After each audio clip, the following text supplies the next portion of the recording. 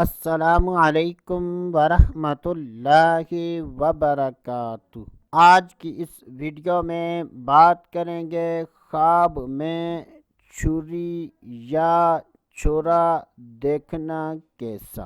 جب بھی خوابوں کی تعبیر بیان کی جائے اور اس میں مرد و عورت میں سے کسی کا ذکر نہ ہو تو اس سے مراد مرد و عورت دونوں ہیں۔ حضرت سیدنا ابن سیرین رحمۃ اللہ تعالی علیہ نے ارشاد فرمایا کہ اگر کوئی خواب میں چھری دیکھے تو یہ اس بات کی دلیل ہے کہ خواب دیکھنے والا بہادر آدمی ہے۔ اگر کوئی خواب میں اپنے پاس چھری دیکھے تو یہ اس بات کی دلیل ہے کہ خواب دیکھنے والے کو ایسے آدمی کی صحبت ملے گی کہ جس سے خواب دیکھنے والا آدمی نفع پائے گا۔ اور اگر کوئی خواب میں اپنے پاس ٹوٹی ہوئی چھری دیکھے